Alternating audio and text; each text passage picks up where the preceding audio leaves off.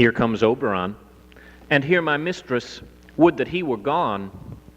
Ill met by moonlight, proud Titania.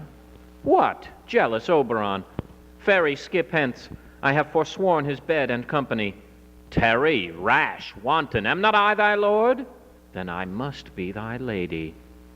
But I know, the bouncing Amazon, your buskined mistress, and your warrior love, to Theseus must be wedded, and you come to give their bed joy and prosperity.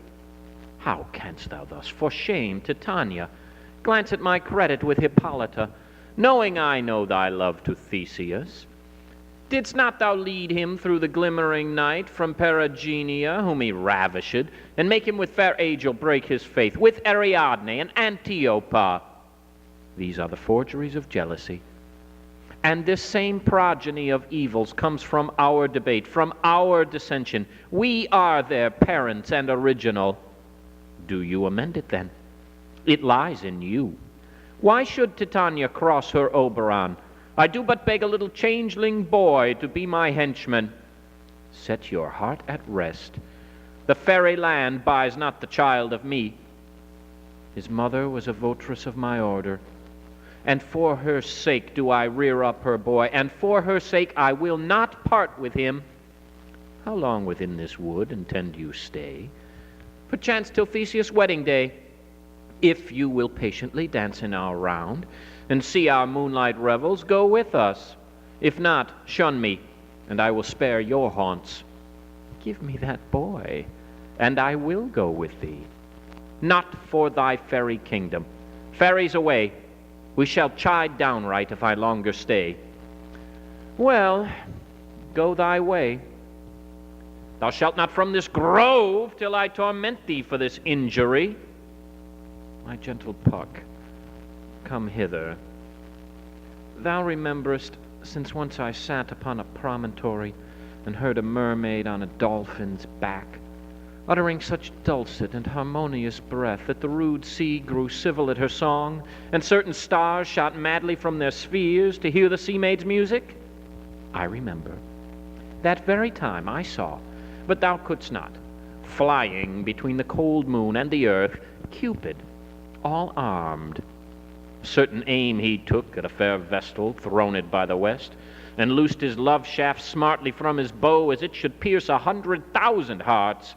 But I might see young Cupid's fiery shaft quenched in the chaste beams of the watery moon, and the imperial votress passed on in maiden meditation, fancy-free. Yet marked I where the bolt of Cupid fell. It fell upon a little western flower, before milk white, now purple with love's wound, and maidens call it love in idleness. Fetch me that flower, the herb I showed thee once. The juice of it, on sleeping eyelids laid, will make or man or woman madly dote upon the next live creature that it sees. Fetch me this herb, and be thou here again ere the Leviathan can swim a league. I'll put a girdle round about the earth in 40 minutes.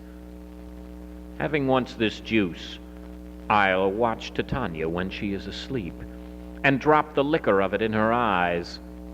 The next thing then she waking looks upon, be it on lion, bear, or wolf, or bull, on meddling monkey, or on busy ape, she shall pursue it with the soul of love. And ere I take this charm from off her sight, as I can take it with another herb, I'll make her render up her page to me. But who comes here? I am invisible, and I will overhear their conference. I love thee not, therefore pursue me not. You draw me, you hard-hearted adamant, but yet you draw not iron, for my heart is true as steel. Leave you your power to draw, and I shall have no power to follow you. I'll follow thee, and make a heaven of hell, to die upon the hand I love so well. Fare thee well, nymph. Ere he do leave this grove, thou shalt fly him, and he shall seek thy love. Hast thou the flower there? Welcome, wanderer. Aye, there it is. I pray thee give it me. I know a bank where the wild thyme blows, where oxlips and nodding violet grows, quite over-canopied with luscious woodbine, with sweet musk roses, and with eglantine, there sleeps Titania sometimes of the night, lulled in these flowers with dances and delight. And there the snake throws her enameled skin, weed wide enough to wrap a fairy in. And with the juice of this I'll streak her eyes and make her full of hateful fantasies. Take thou some of it, and seek through this grove. A sweet Athenian lady is in love with a disdainful youth. Anoint his eyes, but do it when the next thing he espies may be the lady. Thou shalt know the man by the Athenian garments he hath on. Effect it with some care, that he may prove more fond on her than she upon her love. And look thou meet me ere the first cock crow. Come now, a roundel and a fairy song. Hence, away, now all is well. One aloof stands sentinel. What thou seest when thou dost wake, do it for thy true love take. Love and languish for his sake, be it ounce or cat or bear, pard or boar with bristled hair. In thy eye that shall appear when thou wakest, it is thy dear. Wake when some vile thing is near. Come, wait upon him, lead him to my bower. The moon, methinks, looks with watery eye, and when she weeps, weeps every little flower, lamenting some enforced chastity. Tie up my lover's tongue, bring him silently. I wonder if Titania be awaked, then what it was that next came in her eye, which she must dote on in extremity. Here comes my messenger. How now, mad spirit? What night rule now about this haunted grove? My mistress with a monster is in love, near to her close and consecrated bower. When in that moment, so it came to pass, Titania waked and straightway loved an ass. This falls out better than I could devise. But hast thou yet latched the Athenian's eyes with the love juice, as I did bid thee do? I took him sleeping, that is finished too, and the Athenian woman by his side, that when he waked, of force she must be eyed. Stand close, this is the same Athenian. This is the woman, but not this the man. There is no following her in this fierce vein. Here, therefore, for a while I will remain. So sorrow's heaviness doth heavier grow, for debt that bankrupt sleep doth sorrow owe, which now in some slight measure it will pay, if for his tender here I make some stay. What hast thou done? Thou hast mistaken quite, and laid the love juice on some true love sight. Of thy misprision must perforce ensue some true love turned, not a false turn true. Then fate o'errules that, one man holding troth, a million fail, confounding oath on oath. About the wood, go swifter than the wind, and Helena of Athens look thou find. All fancy sick she is, and pale of cheer, with sighs of love that cost the fresh blood dear. By some illusion see thou bring her here. I'll charm his eyes against she do appear. I go. Look how I go. Swifter than arrow from the Tartar's bow. Flower of this purple dye, hit with Cupid's archery, sink in apple of his eye.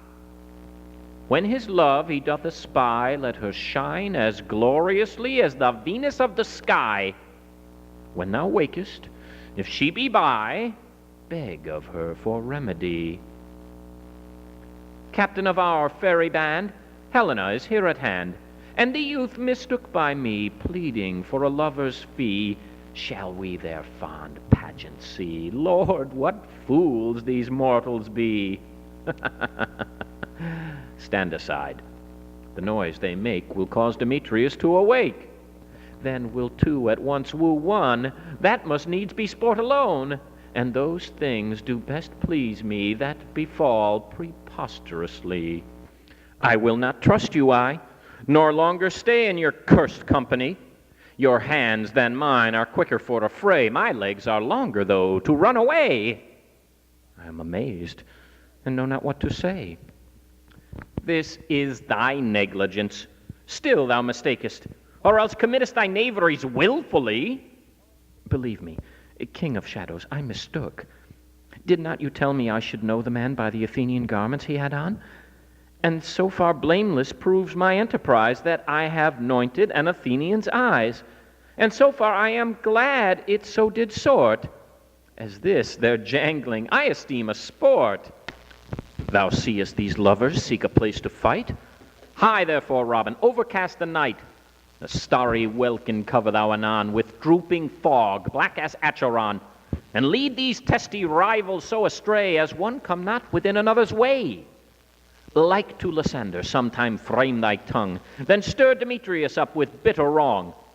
And sometime rail thou like Demetrius, and from each other look thou lead them thus, till o'er their brows death counterfeiting sleep, with leaden legs and batty wings doth creep. Then crush this herb into Lysander's eye, whose liquor hath this virtuous property, to take from thence all error with his might, and make his eyeballs roll with wonted sight. When they next wake, all this derision shall seem a dream and fruitless vision, and back to Athens shall the lovers wend, with league whose date till death shall never end. Whiles I in this affair do thee employ, I'll to my queen, and beg her Indian boy, and then I will her charmed eye release from monsters' view, and all things shall be peace. My fairy lord, this must be done with haste, for night's swift dragons cut the clouds full fast, and yonder shines Aurora's harbinger, at whose approach ghosts, wandering here and there, troop home to churchyards, damned spirits all, that in crossways and floods have burial, already to their wormy beds are gone, for fear lest they should look their shames upon. They willfully themselves exiled from the light, and must for aye consort with black-browed night. But we are spirits of another sort. I, with the morning's love, have oft made sport, and like a forester the groves may tread, even till the eastern gate, all fiery red, opening on Neptune with fair blessed beams, turns into yellow gold his salt green streams. But, notwithstanding, haste, make no delay. We may effect this business yet ere day. Up and down, I will lead them up and down. I am feared in field and town. Goblin, lead them up and down. Here comes one. Where art thou, proud Demetrius? Speak thou now. Here, villain, drawn and ready, where art thou? Sleep thou, and I will wend thee in my arms. Fairies be gone, and be always away. So doth the woodbine the sweet honeysuckle gently entwist. The female ivy so enrings the barky fingers of the elm. Oh, how I love thee, how I dote on thee. Welcome, good Robin. Seest thou this sweet sight? Her dotage now I do begin to pity, for meeting her of late behind the wood, seeking sweet favors for this hateful fool, I did upbraid her and fall out with her, for she his hairy temples then had rounded with coronet of fresh and fragrant flowers, and that same dew, which sometime on the buds was wont to swell like round and orient pearls, stood now within the pretty floweret's eyes, like tears that did their own disgrace bewail. When I had at my pleasure taunted her, and she in mild terms begged my patience, I then did ask of her, her changeling child, which straight she gave me, and her fairy sent to bear him to my bower in fairyland. And now I have the boy, I will undo this hateful imperfection of her eyes. And gentle Puck, take this transformed scalp from off the head of this Athenian swain, that he, awaking when the other do, may all to Athens back again repair, and think no more of this night's accidents, but as the fierce vexation of a dream. But first, I will release the fairy queen. Be as thou wast wont to be. See as thou wast wont to see. Dian's bud, or Cupid's flower, hath such force and blessed power. Now, my Titania, wake you, my sweet queen. My Oberon, what visions I have seen! Methought I was enamored of an ass. There lies your love. How came these things to pass? Oh, how mine eyes do loathe his visage now! Silence a while. Robin, take off this head. Titania, music call, and strike more dead than common sleep of all these five the sense. Music, oh, music such as charmeth sleep. Now, when thou wakest, with thine own fool eyes peep. Sound music! Come, my queen, take hands with me, and rock the ground whereon these sleepers be. Now, thou and I are new in amity, and will tomorrow midnight solemnly dance in Duke Theseus' house triumphantly, and bless it to all fair prosperity. There shall the pairs of faithful lovers be, wedded with Theseus, all in jollity. Fairy king, attend and mark, I do hear the morning lark. Then my queen, in silence sad, trip we after night's shade. We the globe can compass soon, swifter than the wandering moon. Come, my lord, and in our flight, tell me how it came this night that I sleeping here was found with these mortals on the ground. Go, one of you, find out the forester. Now the hungry lion roars, and we fairies, that do run by the triple Hecate's team from the presence of the sun, following a darkness like a dream, now our frolic. Not a mouse shall disturb this hallowed house. I am sent with broom before to sweep the dust behind the door. Through the house give glimmering light. By the dead and drowsy fire, every elf and fairy sprite hop as light as bird from briar, and this ditty after me sing and dance it trippingly. First, rehearse your song by rote, to each word a warbling note. Hand in hand with fairy grace will we sing and bless this place. Now, until the break of day, through this house each fairy stray, to the best bride bed will we, which by us shall blessed be, and the issue there create ever shall be fortunate. So shall all the couples three ever true in loving be, and the blots of nature's hand shall not in their issue stand. Never mole, harelip, nor scar, nor mark prodigious, such as are despised in nativity, shall upon their children be. With this field do consecrate, every fairy take his gate, and each several chamber bless, through this palace with sweet peace.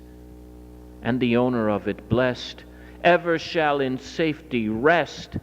Trip away, make no stay, meet me all by break of day.